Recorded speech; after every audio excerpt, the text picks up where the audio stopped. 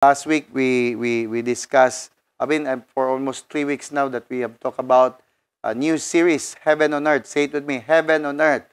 Okay, the context of that series is in the prayer in Matthew chapter 9, Matthew chapter 7, or chapter 6, verse 10, that Jesus asks us to really pray, let your will be done here on earth as it is in heaven. So, tula na siyang cut short, heaven on earth, because that's our declaration. Whatever is in heaven must manifest and must happen here on earth. Come on, say it again. Heaven on earth. Come on. So we will discuss today. Actually, we entitled this #Garden Principles. No, kasi it's important to understand these principles para kabaluta mo puyo how we behave as kingdom citizens. One of the biggest problems or challenges most of us face as believers, kita na mga believers and kingdom citizens, is that we try to reproduce the new kingdom culture with our old. That's the problem. And it's not really, you cannot do that because, the culture of the kingdom is totally different from the culture of the world. So unless you will renew your mind, nothing will happen. Our minds have already been tainted and corrupted by worldly culture, which makes our efforts to create good government, naman kita effort, ginabuhat mong ginato na, promote clean living and improve society. Ang problem, dili gid siya inana ka-effective. No? It will largely ineffectual at best. So, we can be giving our best to create good government, promote clean living, or improve our society. But if it is not aligned totally to the kingdom culture, nothing will happen. You cannot mix up these two. You cannot merge the two system or the two culture, no, from the kingdom of the world and kingdom of our Lord. So dili pwede siya i-mix up, no? One pili lang jud ka, asa man jud ka sa kingdom ni Lord or sa kingdom ni world. Sa kingdom of the world or kingdom of the Lord. So I want you to take notice of this statement from Dr. Miles Monroe. Sabi niya, it is impossible to draw fresh water from a bitter source. Do you agree? Right? Dili ka pwede maka-expect of fresh water from a bitter source. No, if where you get your water, no, unsa asa nimo gikuha, mao gid na ang imong makuha. Dili pwede na bitter ang source niyan and fresh water imo expect. No, murag ironic kay na. Now, Jesus already said that. Actually, that's part of the principle. Kailangan masabtan nato ni. You won't find sweet grapes hanging on a thorn bush. Dili jud na may tabo. And you'll never pick good fruit from a tumbleweed. Right? Yes. In verse 20, it said, yes, you just as you can identify a tree by its fruits, so you can identify people by their actions. So, you will see na asa gining tawhanan ni gikan. Taga-asa gini sila. Because even if they would claim to be Christians, even if they would claim to be kingdom citizens, makita gina sa kinabuhi. Makita gina sa life, how they talk, how they behave, how they, ilang attitude towards others, and how they perceive, sometimes mga ideas usahay, no, kanang mga wild west kayo. But listen to me. No, dili gina pwede emerge ang kingdom ni Lord ug ang kingdom sa world. Understand that. So, no matter how good our intentions can be, again, it would not work out. Are you there? That's the problem of our society today, especially those who are claiming to be Christians, no, na nasa status na medyo influential, no, they compromise. Mo na makita nato karon, no, things going on around us, especially in the Western world. No, grabe na jud kayo karampant, no, ang legalities about what the kingdom of God considered abomination. No, imagine mo ang abomination sa kingdom ni Lord is already legal in our government. So naa nagapangitabo na siya karon. So this is one of the principles that we need to carry ourselves. Dapat ang garden principles dapat masabtan nato because all of us, no, came from the garden. Are you there? Gikan man ta diha. Dapat innate sa to dapat to really let that garden manifest in our lives. So, Remember this, Christ came to give us back what the devil stole. We are talking about a complete change of culture here. Dili ni pwede na murag unsa kay gibalik naman ni Lord, redeem naman niya tanan. So what was stolen by the enemy has now back into our lives. So dapat mag-change sa pud ang atong kultura. So kung for so many years, ang atong culture is of the world, now that we are back into the original intent of God, then we need to also bring back and allow that kingdom of God culture manifest sa tuang kinabuhi. We cannot be in the kingdom of God and continue to live the way we used to live. Bata diha? So, kung unbeliever ka, it's okay. No, normal si mo. We will not be bothered on that. But now that you are a kingdom citizen, it's time to stop those things that you've been doing in the past. Dapat mausab na siya. Sabi nagkabalog ka that it's destructive and it's not helpful. And of course, dili gid siya pleasing in the eyes of the Lord. Right? So ikaw mangyapon na mag-suffer na. So when His kingdom takes over our lives, everything must change. Come on, ingnan mo tapad. Everything must change. Come on. You cannot walk with God while holding hands with the devil. Paruho nato na. Okay, last week, iklaro ba nato na importante jud kaya na marinyo imong mind. No, kay kung poverty pa dili pa ka ma-transform, it's because na ay problem sa mind. Probably ang issue is in the mind. Mo na kinahanglan i-hit nato ning mind. The problem is, kasi aside from us that needs to be renewed, ang dako kay challenge kasi Satan, the pretender, the deceiver, desperado gid na siya na i-maintain ng iyang legal or illegal rulership over earthly domain. And he has been working tirelessly. Kabalo ka ba nga gikan sa unang kalwagi na siya nundang. Trabaho gid na siya over centuries to reduce Jesus in the minds of people and to mere a religious leader. So mao na ang mindset sa mga tao. Ang tanong nato kay Lord, dili gid siya Lord. Dili gid siya master. Mura na siya religious leader. A Christian ka kay tungod si Jesus ang imong gi-announce, gi-proclaim na Lord, pero wala gid na nahitabo sa imong life. You are still the master of your life, dili Jesus. Nga naman, kay mo na na-inculcate sa religion nato. Mo na okay ra mo simbag Domingo, simba ka once a week, basta buhaton nimo imong gusto pag the rest of the days. And that's the same thing with the church. Mo na, kung tanaw nimo mga church karon, it's all, church is so divided. And mga hitabo na lang, murag ang church, murag siya kanang religious institution na lang. Mo na, ineffective gid siya, dili siya effective in reaching out the community. And kabalo mo sa gikan na concept, gikan na sa distorted na concept sa enemy. It's because of religiosity, it's because of religion. But listen to this, not in our time. Hindi mo tapad, not in our time. Come on. Not in our time. Hantud buhi ko, ibuak na ko na imong ulo. Ako nang i-break na nga perspective, break na mindset because that's not biblical and that will not be helpful to you and that ang imong next generation ang mag-suffer sa imong ignorance. Are you following? So, antod nami, diri, TGFM, hantod dili ka mo switch off sa TGFM. I-renew gid na mo na imong utok. Mabungol jud ka sa kung tingog kada Domingo, kada simbalay, moingon sa imong pagbag-o na. Tanaw mo tapad. Smile lang siya, smile. Kasabot na siya, okay?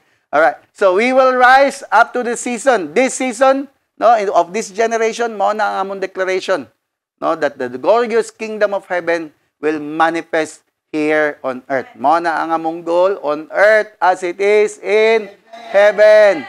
So dili mi musugot na magulat tag heaven dito na lang ta dito na lang ta maging malipad, dito na ta mag-enjoy. Bago ra ko nagtanaw og kaning video clip. Someone who came, who died and went to heaven, and then came back with that message to tell everyone what he saw and what he had experienced.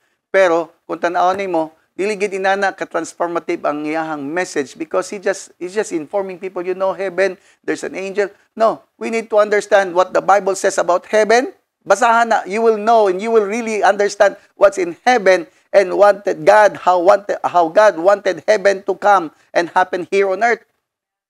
So dili nimo pwede i-sugarcoat even if that's why I always balik-balik yun ako nag-insulti ka na ingon ni Jesus ba. Remember Remember, Lazarus and the poor man, a rich man and Lazarus, that when he died, ang rich man naghangyo siya na if pwede ba ipadala balik si Lazarus to send to his brothers, kaya pa siya yung mga 5 ka-brothers, to tell the brothers nga na ay such place like this, hell.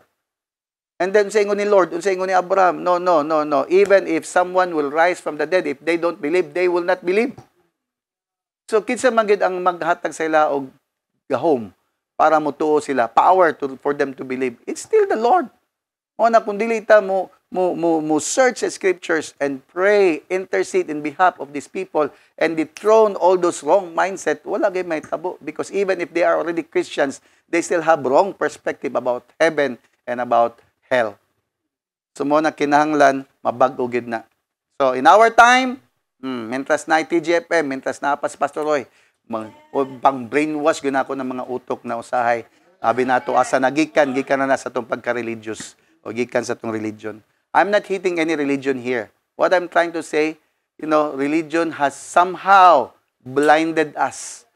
No? Kana palandaan dili ka pabasahon og Bible. That's a lie from the pit of hell.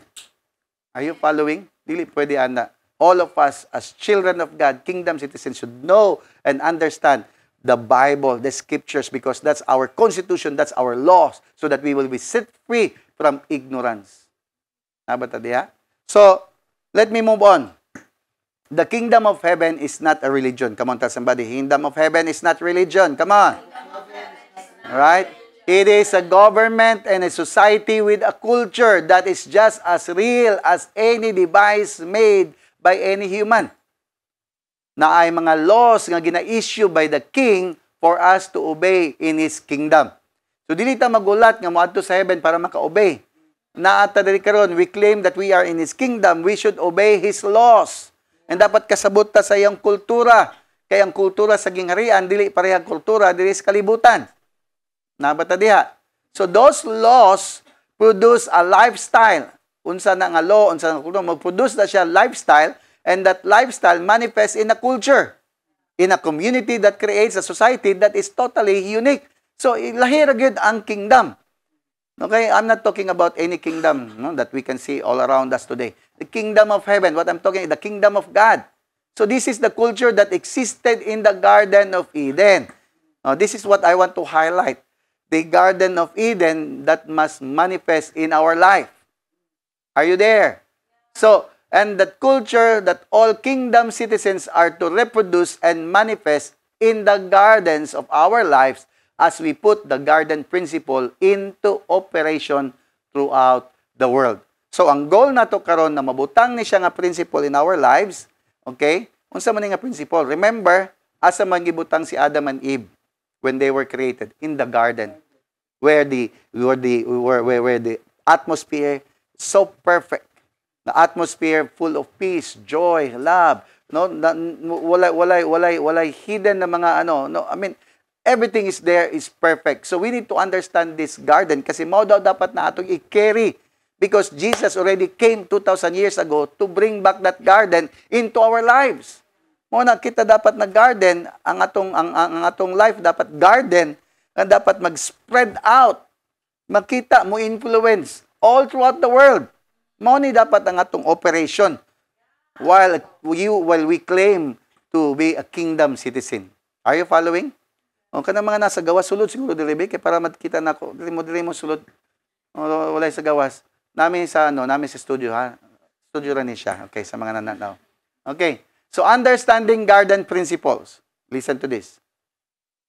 If all believers and kingdom citizens understand this principle, there can be no barren land but a fruitful vineyard that extends all throughout the world. Ang goal nato istoryahan nato ning garden principle ngano man kay gusto namo na mabungaho ng imong kinabuhi. Wala may vineyard nga walay bunga, fruitful man ang vineyard. Nabata diha? So imagine that we are now back into the Garden of Eden after Christ came. When Christ came 2,000 years ago, We are now back to its original intent. So meaning, we can live in the garden lifestyle again. We can embrace this principle again so that there will be fruitfulness. There will be production in our life. Dili ta mag-live na barren, na murag-murag yapon, live in poverty, and galibra yapon tag very worldly life. So it's time to embrace this principle. Dili na nagatudloan ng garden principle. When I realized that this principle is also very powerful, kinahanglan nato ni siya nga naman walay lain way para maging fruitful. Kung dili ka kasabot na imong life is supposed to be a garden na mahimo siyang garbage. That's why maski unsa lang imong saksak sa imong kinabuhi, maski unsa imong adapt, if you know that your life is a garden, you know that you carry the principle of a garden, then what you will do is to embrace those things that nourishes the garden, that cultivates the garden. Dili ka patakag tanaw unsay imong tan-awon diha, dili ka patakag paminaw unsay paminawon nimo diha. Murag discipleship man no? So, listen to me. One reason that Christ or the Church of Christ, Ecclesia, has not made more of an impact, ngano walay impact sa tong world today, ngano man? Because citizens have accommodated and adapted to the culture of the world instead of maintaining the culture of our home government. Tabang Lord. Mga igitag tabang sa Lord. And it's not easy. Kabaluta, it's not easy, pero it can be done. Pangutanong because the Spirit of God is inside of us. The author of that garden, the one who knows how to cultivate that garden is in us. That's why we can be fruitful in our lives. Nabata diha, kinsa excited diha be? Kinsa excited na mag-live in the garden, no? Mag-produce a garden, no? That will create an impact in our world today. We have neglected actually one of the reason nganong dili ta impactful ang atong life kay gineglect nato our gardens and allowed them to become overrun with weeds. Daghan kay mga weeds ang imuhang gipang punit masking asa na lang ang imong garden nahimo ng garbage. Abata diha. So, two kinds of people in the world today. Two kinds lang. Duhara, no? Walay no, religion has many. But people, only two kinds of people. Those who are children of the kingdom of heaven and those who are not. Those in the kingdom of heaven and those in the kingdom of the world. Are you following? So, duha ra gina-identify ni Lord. Wala na lain. Christ himself made this distinction clear in a teaching story he told about a farmer who planted a good seed in his field. So, you will wonder, every parable of Jesus always include niya ang farmer in the field, farmer in the garden. So meaning this principle is very important. So if you knew that you are a garden, then you better behave in a way, no, as like a garden. Nga dili ka pwede mo ingon na butang lang kag maski unsa lang dia sa imong life. So we need to understand. Okay, let's look at these scriptures kay para mas ma-explain ako better.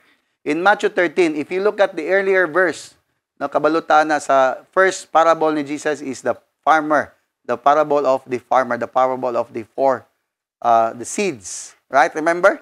The four kinds of ground. Okay, common story. But here is another story, another illustration of Jesus Christ. Okay? Jesus said, here is another story Jesus told. The kingdom of heaven is like a farmer. So, gi-illustrate ni Jesus unsa ang kingdom of heaven. So, hingon siya, is like a farmer who planted good seed. Come on, tell somebody, good seeds. Come on. Okay, he planted good seed in his field. Okay? But that night, as the workers slept, his enemy came and planted weeds among the wheat, then slip away, then layas dayon, no? Ana ang enemy. So, when the crop began to grow and produce grain, weeds also grew.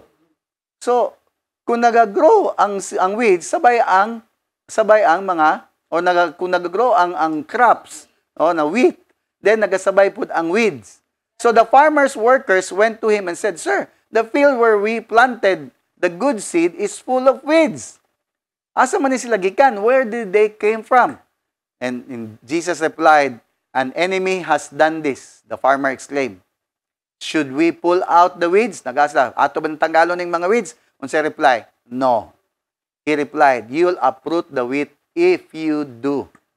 So, gikuman siya na, hata siya instruction, let both grow together until harvest. Then I will tell the harvesters to sort out the weeds, tie them into bundles, and burn them, and to put the wheat in the barn. And then, nangutana dahil ng mga disciples, paki-explain. Kasabot na ba mo? Explain pa na ako di na. Explain pa na ako Oh, explain, okay? Kasi ang mga disciples, ganyan, nangayos lang explanation.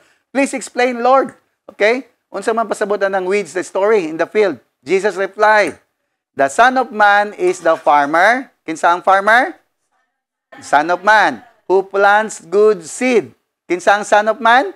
Jesus. Okay. So the field is the field is the world. And the good seed represents the people of the kingdom. And the weeds are the people who belong to the evil one. So I believe this is clear. You know, that we are the good seed. Are you there? It represents the people of the kingdom. So, asa daw tagibutang? In the field, in the world, nata sa kalibutan, wala kagibutang sa heaven. You were put into this world as a good seed representing the kingdom. And ang weeds pod, no, gibutang pod sa world to represent the evil one. So you will see, if you see the parable, both the weeds and the wheat grew. So kung nag-grow ang weeds, dapat mo grow jud ka. Nag-grow gani ang weeds, ikaw pa noon nga good seed. Ha? And ingon dia sa verse 39, the enemy who planted the weeds among the wheat is the devil. So kani karon ang naay dapat makita nga distinction. Asa man jud ka? Kinsa may nagtanom nimo? Ang Ginoo or ang demonyo? Because there must be a clear distinction between those in the kingdom and those who are not. Taga-asa ba jud ka? Pangutanin mo dapat taga-asa man jud ka. Remember, ang atong ibasa ka kanina na scripture singon ni Jesus, no, you will know them by their fruit. So kung walay fruit, fruit ang gawas. Dili pwede. Juicy fruit na lang daw na. Okay. Naay dapat fruit, naay dapat magmanifest. There must be a clear distinction. Say it with me, distinction. Naay dapat difference between you, if you are in the kingdom, if you are good seed, and between those weed that are being planted by the evil one. So ang question ngayon, are you the good seeds or among the weeds? Are you the good seed or among the weeds? Okay? Good seed will always have weeds around. Always remember that. Okay? So ayaw na pahawaan ng mga demonyo diyan. Naradyo na silang palibot. Pero dapat na makita sa imuha. Kung nagahuna-huna ka, muhawa na kasi mong trabaho kay puro mga demonyo, basig kinahanglan ipakita nimo nga lahi ra jud ka. Ha? Nabata diha? Hello, are you following? No, this is Jesus. Ingon siya, ang kingdom of heaven is like this. This was illustrated that we as people gikan nga sa kingdom, taga-kingdom, si Lord ang nagplant sa imuha into this world. So dili ka dapat mo palayo aning kalibutan na. Ano masiman tag-ampong nga matug heaven? Nga dili man day atong assignment. Are you following? Hello? No, ang religion tudluan ka perminting nga hulatan na lang nga maabot ka sa langit didto na lang kaliligaya. No. Gitawag ka in this world to grow with the weeds, with those in the people of the world. Nga naman, kung na may distinction, dapat naadyo'y makita nga tinuod gyud lahira. Lahira jud ka, ina mo tapad lahira ka. Come on, lahira. Good seeds know how to work with other good seeds and acknowledge them as co-workers. Mao ning nakita nako kung tinuod jud nga good seed, isa sa mga timaylan nga good seed, meaning taga kingdom jud. Dili kita ka religion. Ang religion always mo compete to others. Pero ang kingdom na perspective, ang kingdom na tao, ang kingdom na kinabuhi, always know how to work with others and acknowledge them as co-workers.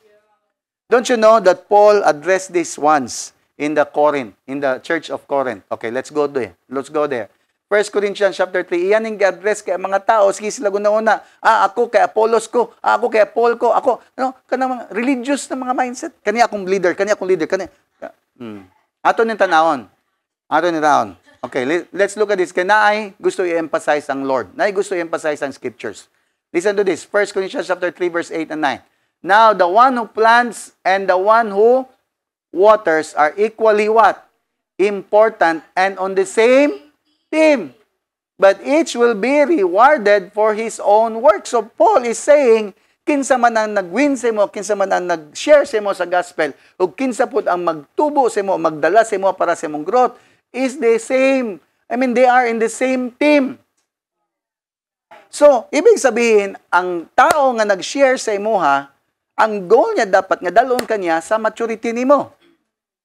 Pero kung dili niya kaya, kay maura na ang iyang nakita nga buhaton niya to share the gospel, then dapat someone should take over para sa imong growth and maturity. Are you there? Dili dapat sila mag-compete. Uy, ako'y nag-win na, dapat ako, no. Change that mindset. Kung dili ka nga church na born again, but you know, that dili ka ma-feed, it's okay to find some mananghid lang, magstorya lang. Pero kung pugnan ka, kung unsa ka, there's something wrong with them. Probably they are in religion, they are not in the kingdom, because kingdom people work together as one team. Walay competition sa kingdom. Religion na Dili lang ka, labi, nag-tither ka. Pugnan jud ka, kaya di mo hawak, kay mawa ang tithes. Wala na sa itong simbalay. Wala simbalay. But there are people also nga dili makagrow, dili na sila mo grow. Gustuhon man nila mo grow. Paminaw. Gustuhon man nila mo grow, pero dili na tungod kay naa sila'y ginatanaw na kanang ako nang basahon na naay ginatawag na kanang respeto sa ilahang leaders. Dili man ko na born again good, lisod na kayo, murag kanang mga inana religious na perspective.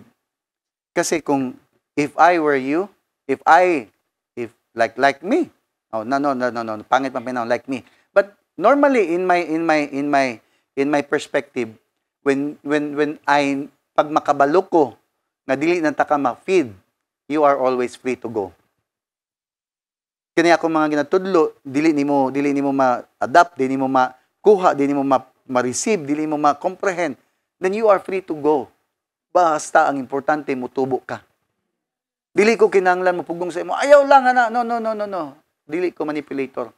Kasabot kay ko na I have my part to play in the kingdom and I have role to play in the kingdom and ako lang ginabuhat akong assignment. Ang dili makakaya, then you are free to go. It's okay. I will never curse you. In fact, I will bless you. Kabalog ko, makakatch up ka later. Magkita-kita raman ta sa dakong cross. No. Magkita-kita raman gyapon ta pag-abot sa panahon. Are you following? Okay. Paul says, we are co-workers with God and you are God's cultivated garden. So, I don't care about your educational background or your theological background because what matters most to me is your growth and maturity. The problem with people today, natay mga tao nga taas kag respeto sa atong mga spiritual parents, even if it jeopardize our life. Imagine mo na, nganong dili na makagrow ang uban tungod sa respect sa ilahang leaders. Na di na lang kay basi ma-hurt ilang leader. Basig ma-curse sila sa ilang leader. Have you seen those people like that? Naay mga inana, asa man daya mas importante kay kung kabalo ang mga ministers na they are not called to withhold people or claim the lives of the people. Kung kabalo sila nga naa sila part to play in the lives of the people, then they should work with the body. Mag-work sila dapat in the body of Christ as one, united, for the sake of the people na mag-grow. Pero that's not the case, no? Kasi pangutanong tungod kay naay religious mindset. This is because we have a bunch of insecure spiritual leaders around trying to manipulate you and stipulating your whole perspective about life. I want you to understand na pagkasabot mo sa garden na principle, ang garden na principle, no? Dili jud ka pwede nga dili mo bunga because even in the desert you will grow. Gardens, listen to this. Gardens grow in the desert. Huh? Okay. The lives and culture of kingdom citizens should stand out from those of the rest of the world as distinctly as a garden in the middle of a desert. So there's no such thing as lisod mag-grow. Lisod, no, mag-grow ka even in the midst of the desert. Kasi pasabot ng desert, kanang kawad doon ba? No? Desert, kanang, dili ka pwede ma-excuse na, wala man namin, kanang, anywhere. When you know, kanang mayong ka, no, naa. Hindi matapad, naa, mag-grow ka, come on. Okay? Jesus Christ came to earth to reclaim the desert and transform it once more into a great garden.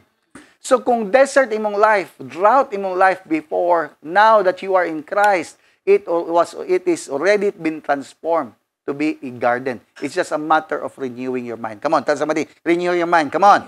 Again, last week I've highlighted to renew your mind, understanding renewing your mind, and one of the things that can renew your mind and nourish your mind is the reference according to the scriptures. Remember? So balik ta sa scriptures. You can be fruitful. You are fruitful. Come on. The vibrant life and abundance of which reflect the character, nature, and environment of His Father's heavenly kingdom should be evident in your life. Dapat makita na siya. Are you following? Are you following? Si Lord mismo, iyan na nang gibalik. Iyan na nang gibalik. Okay, let's look at this. The Bible says, this was prophesied. Dili na ko ni hot doon tanan, ha? Kay ganahan mangguganin mo basa. Because this talks about how Christ had created a garden in the midst of a wasteland, in the midst of desert. Okay, this is a prophecy, okay, concerning us today and concerning the future, our future. Look at this. Even for Isaiah chapter 35, and this is the Old Testament, before 600 years before Jesus Christ came. It says here, even the wilderness and desert will be glad in those days. What days? In our days today. Our days. Because this was a prophecy. Ingon diya, the wasteland will rejoice and blossom with spring what? Crocuses. What do you mean by that? Flowers, roses. Are you there? No, ang wasteland daw will rejoice and blossom with flowers. Ano pa? Yes, there will be an abundance of flowers and singing and joy. The deserts will become as green as the mountains of Lebanon, as lovely as Mount Carmel or the plain of Sharon. The Lord will display His glory, the splendor of our God. Actually, literally, these things actually happen in Saudi Arabia. In the Middle East, those wasteland, those deserts now became gardens. That's why people there are rejoicing with the goodness of God. That's after Christ came. This really happened literally. If you study, look at, you check those deserts that now has huge gardens. Kano sila na nagsugod? 1960 plus, 70 plus. When they learn and understand that the technology can do something out of the desert. Are you there? Then ingon diya, with this news, strengthen those who have tired hands and encourage those who have weakness. Say to those with fearful hearts. So if you think na wala na imong life, I tell you na for a time, medyo wala pa. Pero kung ma-renew na imong mind karon to be fruitful, you will become fruitful. Come on. You will be singing songs. You will be encouraged once again. And those weakness will be strengthened again. I prophesy over you in the name of Jesus. And then it says, say to those with fearful hearts, be strong and do not fear, for your God is coming to destroy your enemies. He is coming to save you. Wow. What a powerful statement from the Lord. The prophecy, picture of what is coming. And it is done. It happened already. And in fact, it says when He comes, when Jesus Christ comes, He will open the eyes of the blind and unplug the ears of the deaf. The lame will leap. This is what happened already. That's what Jesus do. Rama? The lame will leap like a deer, and those who cannot speak will sing for joy. Springs will gush forth in the wilderness, and streams will water the wasteland. The parched ground. Kasabot mo yung parched ground? Kasi parched ka, parched sa Bisaya. Parched ka ng tuyo, di na Bisaya jud nga word na. Oh, aside sa uga, na kanang mala. Mala kanang ganing mala ganing nga lugar ang ngalan na kanang pagtuluan nimong tubig di ni makitang tubig kanang gisuyop dayon sa parched ground thou will become a pool. And springs of water will satisfy the thirsty land. Marsh grass and reeds and rushes will flourish where the desert jackals once lived. What do you mean by that? Pag naa ka kay Christ, walay barren. Pag naa ka kay Christ, if you truly in Christ, you will be a fruitful vine. You will be a fruitful garden. Dili pwede nga walay, di ka mag-bear of fruit. Kay kung ang desert gani, mahimong garden, ikaw pagka imong life pagka ha? Look at this, verse 8. And a great road will go through that once deserted land, and it will be named the highway of what? Highway of what? Holiness. Wow. Evil-minded people will never travel on it. It will be only for those who walk in God's ways. Fools will never walk there. Lions will not lurk along its course, nor any other ferocious beast. Imagine mo, pag nag-respond ka kay Lord, there will be no other dangers. Only the redeemed will walk on it. And those who have been ransomed by the Lord, kinsa mga na-ransom na dali, come on, will return. They will enter Jerusalem singing, crowned with everlasting joy. Sorrow and mourning will disappear, and they will be filled with joy and gladness. Wow. Naba mo diha, I pray na madawat niyo ni siya, na receive niyo ni siya. Kana palandan humana. Walay dili mag-bear fruit. You can be singing songs, you can be rejoicing in the midst of trials and tribulation. Part lang na sa journey. But you can even be still fruitful in the midst of drought. Mo na kung na kay gina-go through, much more ang imong growth. Much more ang imong produce. Diba? Kanana kay gina-go through na murag drought man nga season, ay much more na mag-bear kag fruit. Much more na makita ang evidence sa glory ni Lord sa imong life. Much more! Madaghan ng disciples. Matingala ka sa mga panahon na wa ka daghan tao mo duol sa imuha. No? And then matingala ka nga, no, these are the people whom God na iyang gipaduol sa imuha kay para maka-reach out ka, maka-share ka, and then seeing them blessed by your words, blessed by what you have shared, by your testimony, then that a peace that erases all burdens in life. Kaya makita nimo ang joy in sharing the gospel. Are you following? So I pray na madawat nato ni og ato ni siyang ihinay-hinay. Series man ni siya. We'll talk about these garden principles, I think mga 2 weeks. Kay kinanglan ma-impart na ko ni sa inyo na imong life is like a garden. Ayaw butang-butangin na siya mga masking unsa lang. Are you following? Are you there? Yeah. Okay? So, listen to this. Ako ning i-quote na lang. That garden bears fruit even in the desert.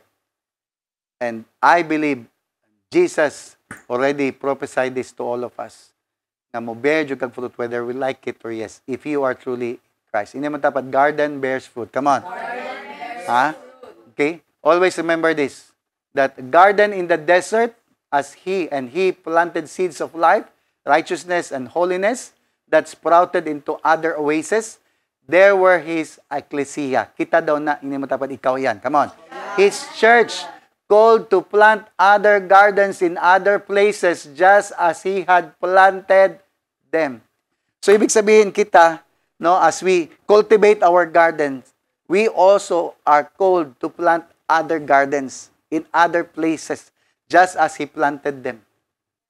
So, imagine na, nga ang pinaka-goal nimo is ikaw, nga kanang garden nimo cultivated na. Wherever you go, you can impact, you can influence others also. Then you can start to plant gardens also in the lives of others. That's influencing. No, kanina mga terms, mga words, ako lang ni yun sa lang ni siya according to what we understood about gardens. It's a principle.